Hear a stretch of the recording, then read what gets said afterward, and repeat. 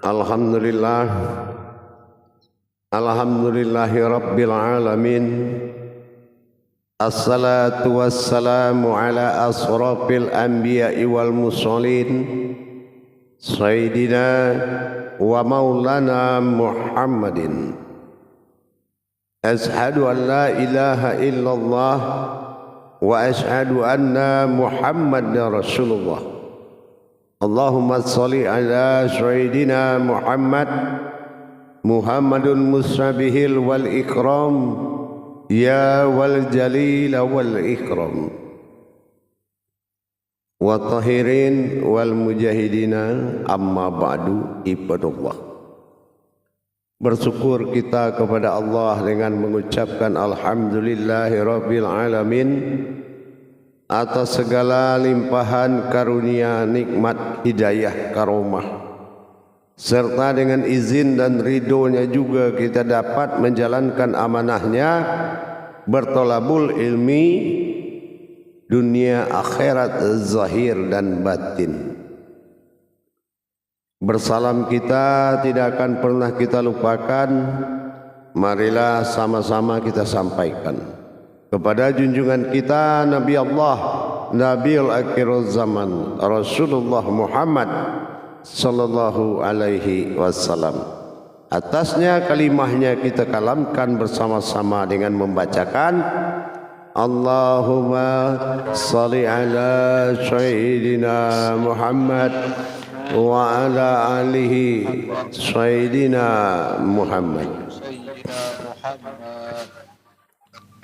Alhamdulillah, para jemaah grup 4 yang dirahmati Allah rahimakumullah.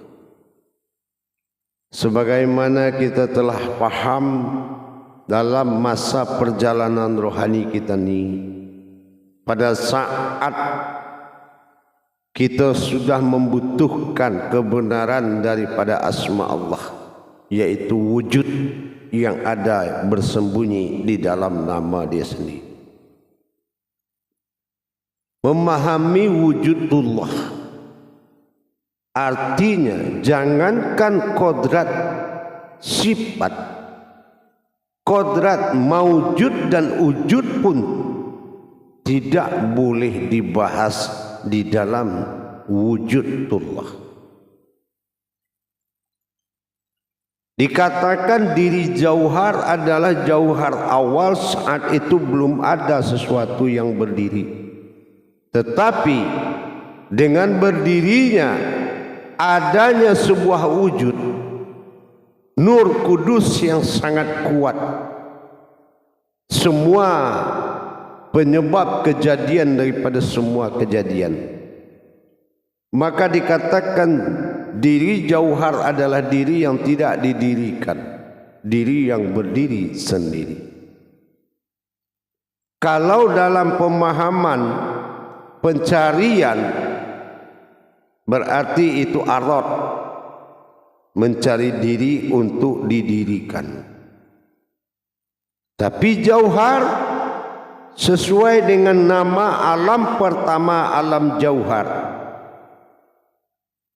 Kodrat sucinya bernama basitah, disebut jauhar basitah. Basitah ini bisa mewujud sebagai nur, tapi bukan Nurul, bukan Nur Muhammad, bukan Nurullah, tapi wujudnya Nur Kudus basitah. Kalau kita sudah paham mengkaji wujud, berarti tak boleh melibatkan kaji maujud atau kaji wujud.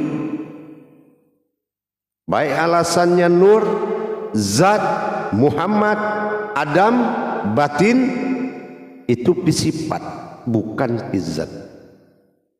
Jadi tak boleh ada kaji wujud, kaji wujud di dalam wujud, kaji maujud dalam wujud.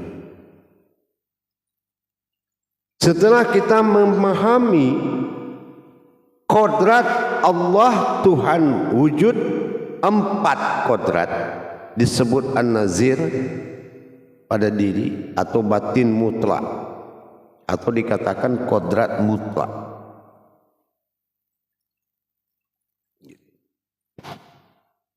itu tidak boleh lebih dari 4 dan kurang dari 4 jamaah.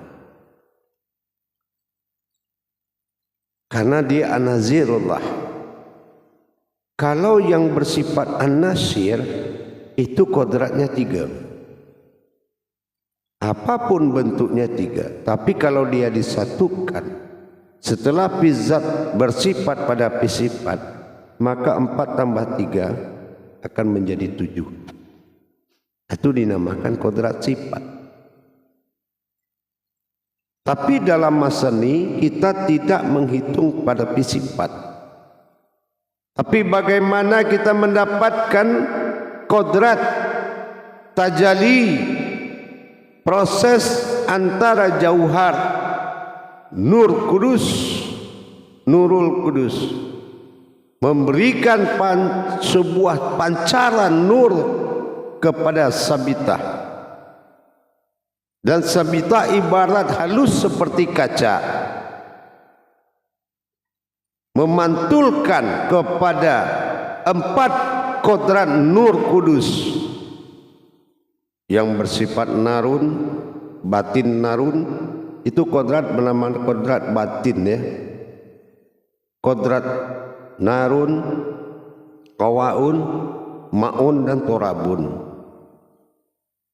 Bisa kita paham nur kudus yang menyinari 4 kodrat dari di arat.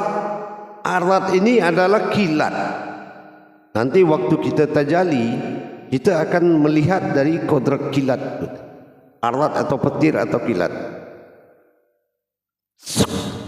Setelah dia pantulkan, maka dia menyentuh kepada 4 nur tadi yang dikatakan dengan nurul kudus, maun,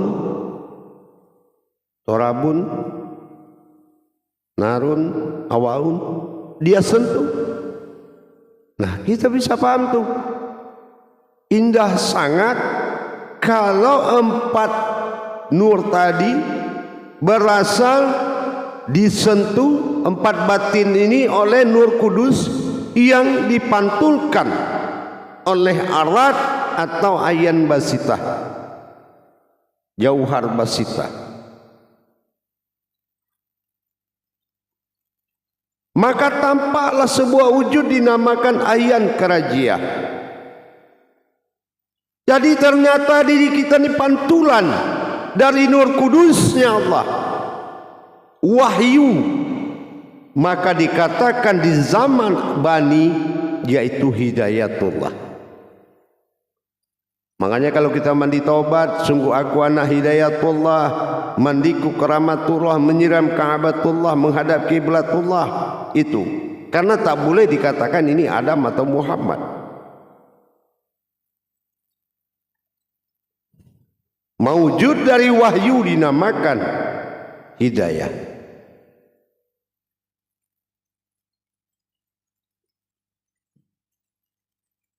Jadi dalam pemahaman tadi, sesuatu yang berdiri naf mewujudkan 2 jiwa.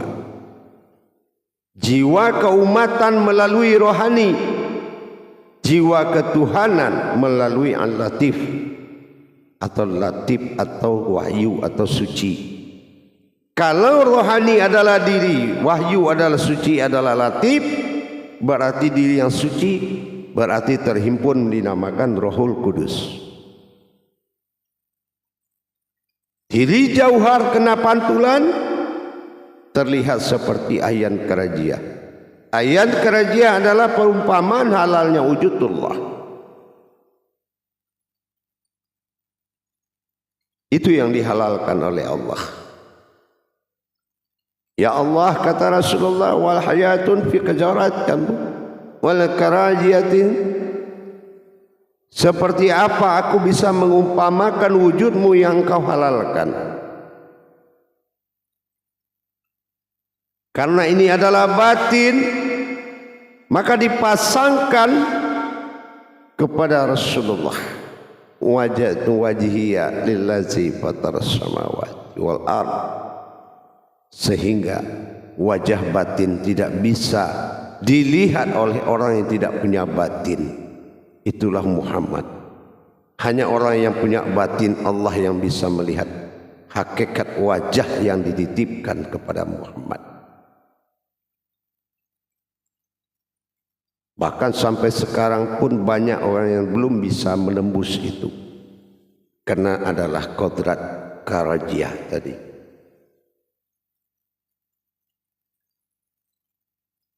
Setelah karajiyah dan sabitah ini menerima pantulan berwujud karajiyah,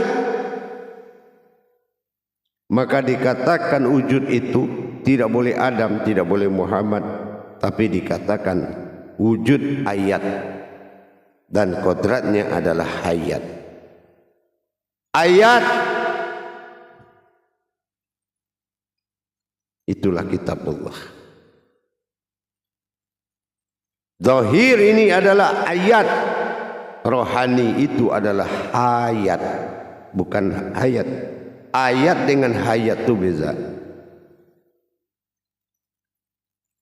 Kalau digabungkan lagi, al-ayatun wal hayatullah, ayat itu adalah hayatnya Allah, yaitu ayat yang hidup, itulah kita. Sehingga macam itulah kodrat Tuhan yang tidak boleh dicampur adukan dengan asma lain. Tapi husnanya tidak boleh dicampurkan dengan asma lain. Jamaah yang dirahmati, memang dalam tajalli nanti sekaligus tajalli itu pelajaran. Karena kalau sekarang saya sampaikan tajallinya, sementara manusiawi Musa masih besar, ini akan bersifat murka. Di dalam kodrat Tuhan, di luar tampilan masih manusiawi, masih mudah menghina orang, masih mudah mencaci maki orang, merendahkan manusia, memuji kesalahan, menghormati yang salah. Maka tajalli saya mundurkan, dan saya perintahkan semua jemaah supaya betul-betul menghayati perjalanan wujud di dalam asma Allah. An-Nazir adalah asal usul daripada semua. Apalagi An-Nazir bersifat batin, mulai dari batin awal, napas ampas nupus, maujud kepada zat kunah di wadi mani-manikam, mani-manikam bertajali kepada alam, menjadi air, api, angin dan tanah, maujud menjadi kulit, daging, urat dan tulang. Tapi itu adalah makhluk. Tidak ada di sisi Tuhan bernama kulit, daging, urat dan tulang. Makanya ini Rabbil Alamin, tajalinya kepada alam, bukan kepada diri.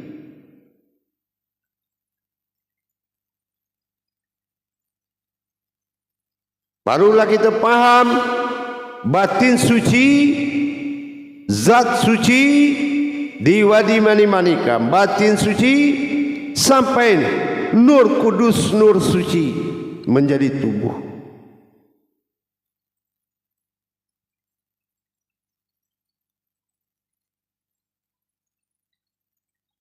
Umulnya adalah An-Nazir diri. Kalau kamu belum disembah oleh alam, tidak akan mungkin kamu bisa menyembah Allah. Sebelum kamu Rabbil Alamin, bagaimana bisa menjadi Rabbinas? Ingat, Rabbil Alamin na an'amta alaihim, Rabbinas ghairil ma'dubi alaihim, antara ta'alaihim dengan bi alaihim. Ini harus menjadi zahir dan batinnya Allah. Barulah kita bisa mengkaji wujud awal tunggal wahid. Tapi sebelum wala tafarakul la bismillah, sebelum semuanya tafakur dengan kamu bisa menghadirkan Allah, maka belum dikatakan kamu zahirnya Allah. Karena solat perjanjian antara lillah dengan ta'ala. Ilah Tuhan diri wahid tunggal, ta'ala adalah aftar ahad, sifat nyata bagi Allah. Aku dizahirkan untuk menyembah. Inilah yang akan menjadi kodrat dan wujud Allah semata.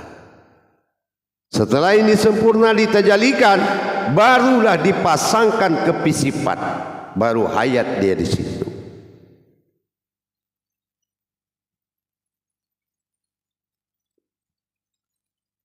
Makanya agak sedikit jamaah merasa terkejut karena istilah kodrat ketuhanan itu tidak pernah terucapkan kecuali dalam kajian wujud Tuhan semata.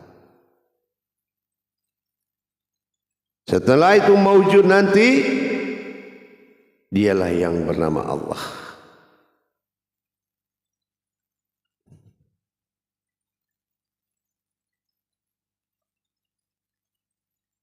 Baru kita paham nanti bagaimana wujud di sajadah itu. Mau disembah, mau menyembah, kita sudah bisa mensaksikan timbal balik. Kenapa? Karena dua-duanya adalah dia semua.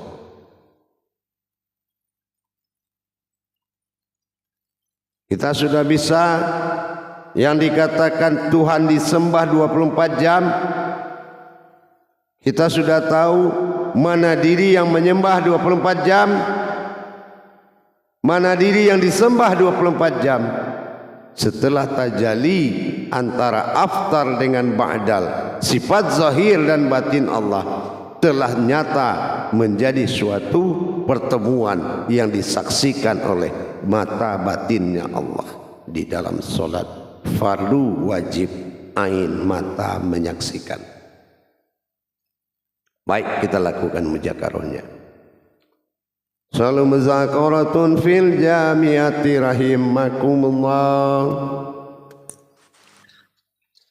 La ilaha illallah wallahu akbar.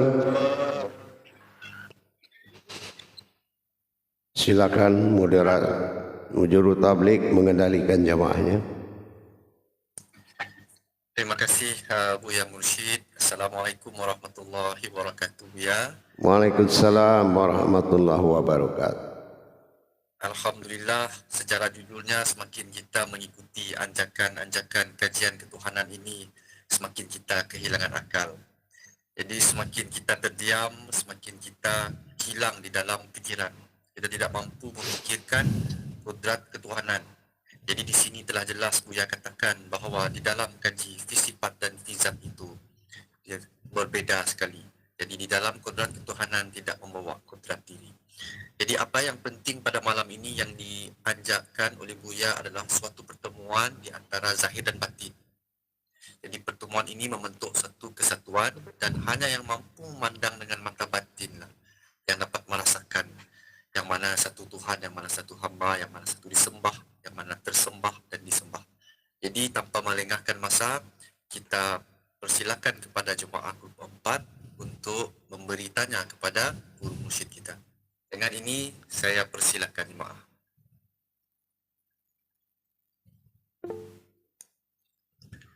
Okey, baik, seperti biasa Imam Noktah mendahului jemaah yang lain. Jadi beri kesempatan untuk bertanya. Silakan. Assalamualaikum warahmatullahi wabarakatuh, Buya. Waalaikumsalam warahmatullahi wabarakatuh. Alhamdulillah, barakallah. Semoga Buya senantiasa sehat. Insyaallah. Bisa dipermudahkan segala urusan dunia dan akhirat, insyaallah. Amin insyaallah. Insyaallah, alhamdulillah. Jadi menyambung kepada tausiah Buya, apa itu hari hakikat wujud dan mawjud. Dia ada satu keberasingan yang perlu kita paham dan perlu kita renung-renungkan. Kenapa wujud tidak ada di dalam wujud, tidak ada di dalam wujud, dan begitu mawjud tidak ada dalam wujud. Apa dipahamkan di sini? Wujud itu adalah satu kudrat, di mana di sini perlu kita pahamkan dia adalah tajalinya adalah 28 kudrat Allah yang berdasarkan pada 4 kudrat yang dititipkan menjadi sebuah bahasa yang dikepahamkan itu katakan Baitullah, batinnya Allah. Di dalam ini hanya ada aku semata. Yang dipahamkan adalah dia adalah hakikatku. Dia adalah jauhar basitah yang menghadirkan pantulan-pantulan kepada mendirikan sebuah hakikat, yaitu arad. Jadi mohon pada Buya perjelaskan lagi apakah makna perjalanan jauhar basitah menuju jauhar ini apa diri arad ataupun ayat kerja itu adalah sebuah perjalanan hayat kepada menujunya ayat. Assalamualaikum warahmatullahi wabarakatuh. Ya. Waalaikumsalam warahmatullahi wabarakatuh. Kita kan sudah paham kalau dari asma menuju husna itu ada melalui u. Artinya belum terbentuk kodrat apabila belum memahami wujud sebuah wujud yang berdiri. Perbuatan kodrat yang disembah Rabbil Alamin, yang disembah oleh sekalian alam, apabila kodrat ini semua yang di alam ini batinnya ada dalam anazir. Kalau belum ada dalam anazir, tidak mungkin ada yang menyembah. Kalau belum disembah, kamu tidak akan bisa menyembah. Ini tajalli Allah wa tajalli fi sirullah. Masih dihina oleh ular, masih digigit oleh anjing, masih ditakuti oleh harimau. Belum takhluk, belum dia menyembah. Berarti kodratmu belum aftarnya Allah. Ini butuh kenyataan. Kesiapan diri kita dalam menerima tajali nanti semuanya. Iman, ilmu, akidah, akal harus siap menerima. Dan kita harus mengimani perjalanan Tuhan pada diri. Bagaimana mendirikan jiwa-jiwa Tuhan, jiwa rohani dalam diri.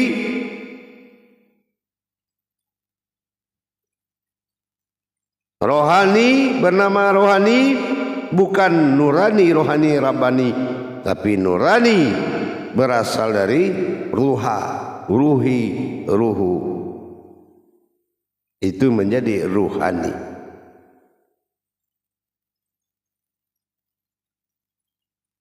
Jadi dalam hal ini kita wajib menghayati bagaimana nanti menghadirkan kodrat Allah Rabbil Alamin bukan Rabbin Nas, tapi Rabbil Alamin, kodrat yang disembah oleh sekalian alam. Paham? InsyaAllah Buya, insyaAllah. Jadi bermaksudnya apa yang kalau Buya kata, maknanya kita kena duduk pada perjalanan rohani. Roha, ruhi, ruhu.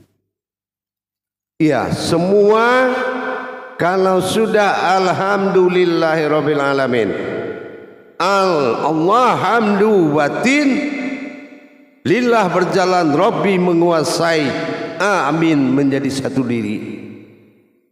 Baru alam mengatakan segala puji bagi Allah, Tuhan semesta alam.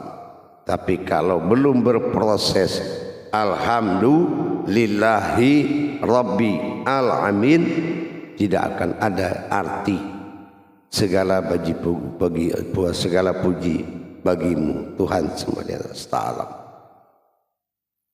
Paham? InsyaAllah Buya, alhamdulillah. Alhamdulillah. Inilah hakikat wujud. InsyaAllah. InsyaAllah. Assalamualaikum warahmatullahi wabarakatuh Buya. Waalaikumsalam warahmatullahi wabarakatuh. Terima kasih Imam Noktah di atas pembuka soalan untuk malam ini, menjadi sesi pemanasan bagi jemaah lain untuk bertanya juga. Jadi telah Buya sampaikan bahawa yang kita kaji sekarang ini adalah Rabbil Alamin, iaitu Tuhan pada sekalian alam, bukan Rabbin Nas yang telah kita kaji pada sebelum ini. Jadi alhamdulillah jelas sekali apa yang telah disampaikan. Jadi seterusnya dibukakan kepada jemaah yang lain untuk bertanya kepada Buya. Jadi okay, Bu Rima sudah mengangkat tangan, dipersilakan Bu Rima dengan soalannya. Audionya Bu Rima, audionya. Di on dulu. Baru ayat yang hayat. Okey, silakan. Assalamualaikum warahmatullahi wabarakatuh Buya. Waalaikumsalam warahmatullahi wabarakatuh. Semoga Buya terus diberi kesihatan yang baik. InsyaAllah. Buya, saya nak tanya, Buya ada mengatakan naf ini terdiri daripada dua, iaitu rohani dan latif, di mana jiwa umat iaitu rohani, roha, ruhi dan ruhu. Tapi yang menyebabkan saya keliru, Buya ada mengatakan bahawa kudrat roha, ruhi dan ruhu ini adalah kudratnya umat. Benda ni menyebabkan saya keliru, di mana sekarang kita tengah mengkaji Rabbil Alamin, bukan Rabbin Nas. Mohon Buya terangkan pencerahan. Ruha, ruhi, ruhu, itu rohani, itu ruhku, kata Allah. Dikumpulkan ruha, ruhi, ruhu, ruhani. Ani itu aku. Ya. Itu artinya. Jadi yang tiga itu adalah ruhku, bukan umat. Ya, ruhku. Ya. Tapi Allah bukan ruh. Ingat. Nah, gitu ya. Nah, itu yang dikatakan ruhku. Itu yang dinamakan ruhani. Ani itu adalah panggilan diri. Ya, diri wujudnya ani. Anani, inani, itu panggilan dia tuh. Paham? Faham Buya, terima kasih banyak Buya. InsyaAllah. Warahmatullahi wabarakatuh. Waalaikumsalam warahmatullahi wabarakatuh. Silakan. Terima kasih Bu Rima di atas soalannya. Sekarang dipersilakan pula Pak Azmi dengan soalannya. Assalamualaikum warahmatullahi wabarakatuh Buya. Waalaikumsalam warahmatullahi wabarakatuh. Di sini saya ingin bertanya tentang latif. Di sini seperti yang saya faham, yang mengikuti tausiah Buya sebelum ini, 4 batin an-nazir yang kita kaji Tapi adakah latif ini memasuki an-nasir? Itu yang kedua. Latif itu dia ada pada wujud dan dia bisa masuk kepada an-nazir dan an-nasyir. Karena itu adalah sebuah kodrat kesucian Allah. Ya. Sebuah kodrat suci Allah. Yang kodrat yang sangat suci. Latif. Ya. Jadi dia diwujud dan dia bisa masuk ke makom kaji kodrat apapun. Paham? Alhamdulillah, insyaAllah. Terima kasih. Assalamualaikum warahmatullahi wabarakatuh. Waalaikumsalam warahmatullahi wabarakatuh. Okay, terima kasih Pak Azmi atas soalannya. Jadi jelas diterangkan Buya bahawa latif itu bisa masuk pada an-nazir dan an-nasir. Kalau an-nasir itu 3 kodratnya, kalau an-nazir 4. Gitu. Jadi kalau bergabung menjadi 7 sifat. InsyaAllah. Jadi diberikan pula ruang kepada jemaah yang lain dengan mengangkat tanda tangan untuk bertanya. Okey, silakan Bu Selma dengan soalannya. Assalamualaikum warahmatullahi wabarakatuh, Buya. Waalaikumsalam warahmatullahi wabarakatuh. Nak tanya apakah maksud arak dan maksud jauhar basita? Jauhar basita itu adalah Ruhul Kudus. Yaitu adalah diri wahyu. Wahyu itu punya kodrat bernama Ruhul Kudus. Jauhar. Ya, jauhar itu sebutan diri yang tidak didirikan, tapi dia sudah ada sebelum semua ada. Nah, arat adalah diri yang didirikan. Namanya sabita. Hayyan sabita. Hayyan sabita bening seperti kaca. Maka nur kudus wahyu yang menuju hayyan sabita memantulkan kepada kodrat yang 4. Kodrat yang 4 inilah yang terjadilah penampakan ahyan kerajaan.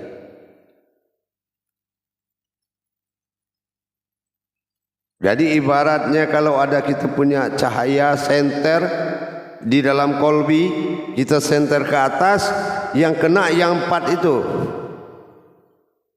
Ya. Sifat nur kudus yang 4 tadi, yang sifat narun, awaun, itu akan kena dia. Sampai torabun, dia akan kena. Nah, coba kalau cahaya itu mengenai kepada 4 kodrat, kan baru terbuka suatu keindahan. Yang mana kodrat batin atau kodrat nur kudus tadi adalah batin yang sangat suci, asal usul daripada semuanya. Jadi disebut juga dengan kodrat, yaitu disebut dengan mujizat. Ya, mujizat. Jadi kodrat batin yang 4, sultaniyah, mukodiyah, semua yang 4 tadi, ruhaniyah, dini, itu adalah kodrat dari mujizat atau zat yang sangat suci, batin yang sangat suci, bukan zat tapi batin yang sangat suci. Itu. Jadi semua ada pada an-nazir.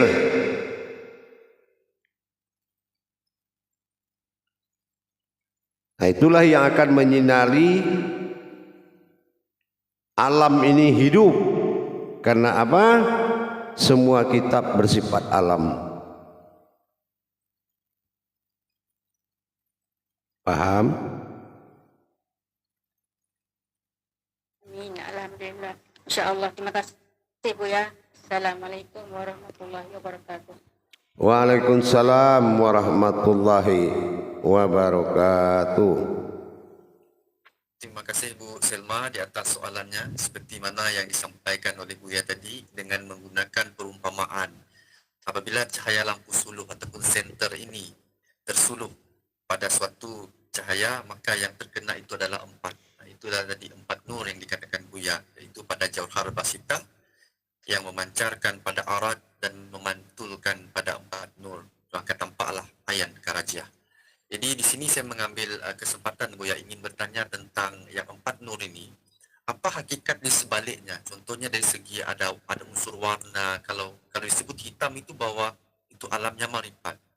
Jadi kalau hakikat 4 nur yang lain pula bagaimana tuh Buya? Mungkin boleh. Dia itu batin, wujud batin semua itu. Ya, wujud batin semua itu marifatullah, marifatur, itu wujud batin semuanya. Ya, dan itu sinkronnya kepada diwadi mani manikam. Jadi batin demi batin itu. Jadi yang 4 kodratnya alam, tapi batin-batin semua yang 4 itu yang di alam anazir kita. Nah, kita sudah belajar pada diri kita di wadi mani manikam. Betul ada warna kan? Nah, wujud daripada air, api, angin dan tanah. Tapi kalau untuk kaji Tuhan, tak boleh ada sebutan air, api, angin, tanah atau kulit, daging, urat, tulang. Tapi yang boleh di situ dikalamkan adalah kodrat yang bersifat sir atau yang dirahasiakan, yaitu Nur Kudus. Jadi seperti narun itu awaun, maun, torabun itu Nur Kudus, sangat suci, cahaya kesucian Allah, dan itu menjadi batin bagi diri. Nah, inilah wujudnya Nur Kudus pada bawah kulit dan di atas daging. Jadi tidak boleh kita menghilangkan tubuh. Jasad boleh hilang, tapi tubuh yang hak tidak boleh hilang. Itulah yang 4 kodrat tadi. Nanti kita akan tajalikan satu-satu. Paham? InsyaAllah Buya faham. Jadi di sini jelas Buya menerangkan bahawa di dalam kaji kodrat ketuhanan kita tidak boleh mengatakan seperti angin, api, air dan tanah, karena itu bukan suatu tubuh jasad, tapi tentang kodrat ketuhanan yang diterangkan dengan istilah 4 nur tadi, yaitu batinnya. Iya. InsyaAllah. Alhamdulillah. Okey, baik.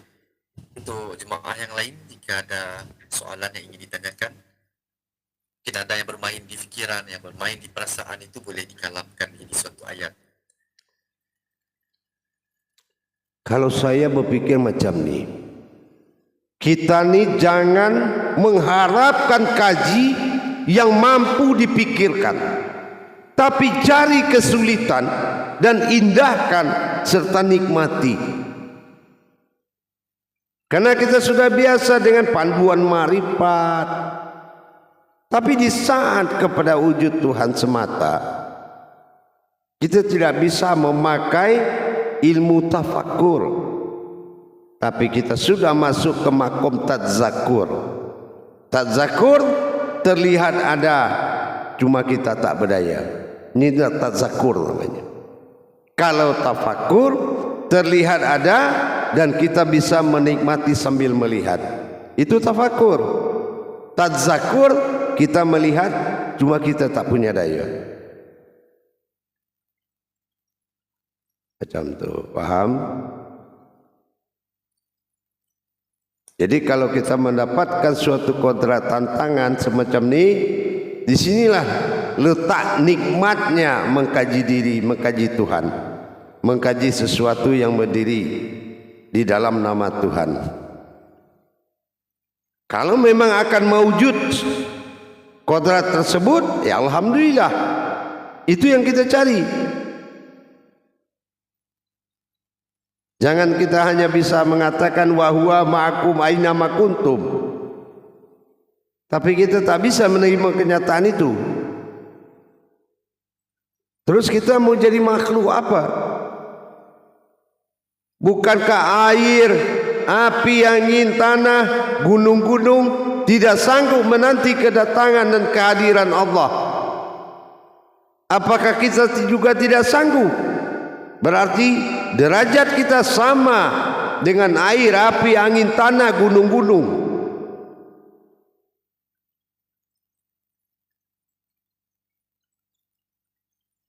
Semua tidak ada yang mampu menanti kehadiranku, melainkan hati yang berilmu.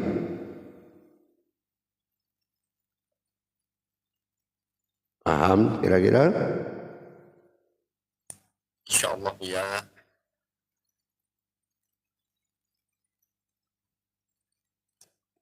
Gimana jemaah?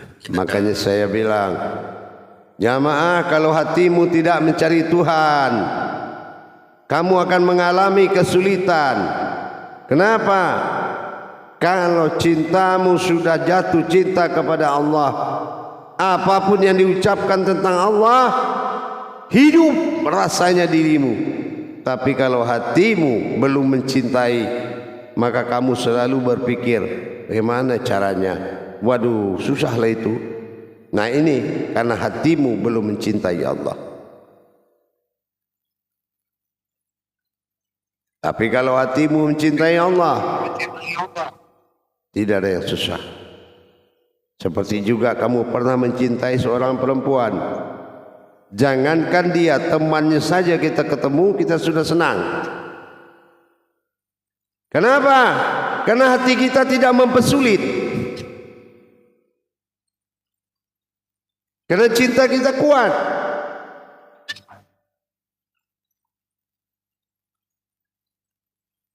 Ya sudah, silakan lanjut. Ya, terima kasih Buya di atas jawaban tadi. Jadi mungkin hanya melihat temanan itu pantulan kepada sang kekasih juga Buya ya. Iya, betul, betul.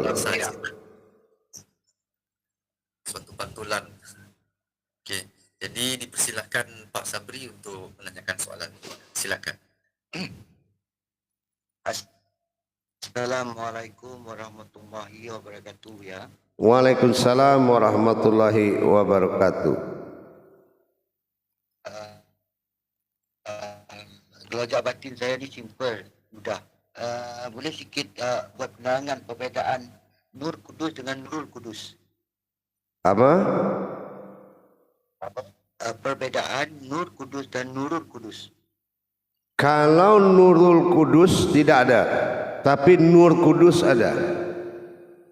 Ya, yang ada Nur Kudus. Kalau Nurul Kudus itu tidak pada Tuhan. Karena Nurul itu alam sifatnya. Pak Sabri audionya di mute. Ya. Jadi itu sifatnya alam, Nurul. Nah gitu. Contoh, Nurul Iman, Nurul Ihsan, Nurul Islam, bulan, bintang, matahari, 3. Nah, dia akan menyembah suatu nur dalam diri. Nah, itulah hakikat kodrat daripada Adam. Nur Muhammad pada nama. Kalau Nur Muhammad tidak ada, macam mana dia bisa menyembah? Setiap yang berhubungan jumlah 7. Kalau Nur pada Adam, Nur, Nurullah, Nur Muhammad, Nur Ha Allah, 3 dia, 4 dia. Nah kalau Nurul 3, Nurul Iman, Nurul Ihsan, Nurul Ihsan. 4 tambah 3 berapa? 7. Kalau setiap yang bertajalli sifat dengan zat pasti jumlah 7.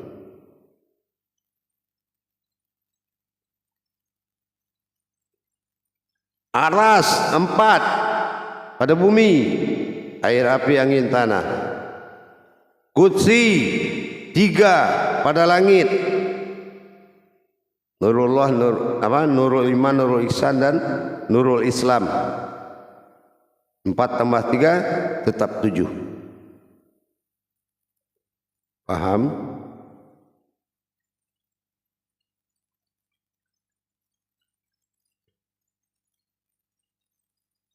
Nurullah itu pasangannya apa? Ya satunya 3 kan. Jadi kalau Nurullah itu Kalau Nurullah itu zat. Ya. Nurullah itu zat. Gitu ya. Paham? alhamdulillah, terima kasih Buya. Mohon barakahnya. Insya Allah. Terima kasih Pak Sabri di atas soalan yang disampaikan. Jadi Buya telah mengatakan tentang formula 4 ditambah 3 itu membawa maksud anazir dan anasir. Jadi setiap yang berhubungan jumlahnya 7 itu adalah tentang kaji ketuhanan. Ada bedanya di situ bagi yang mengkaji. Jadi mungkin ada lagi jemaah lain. Kalau ada yang ingin ditanyakan ke Buya, mungkin dilanjutkan. Baik jamaah sekalian, saya kembali 10 menit lagi. Assalamualaikum warahmatullahi wabarakatuh. Waalaikumsalam warahmatullahi wabarakatuh.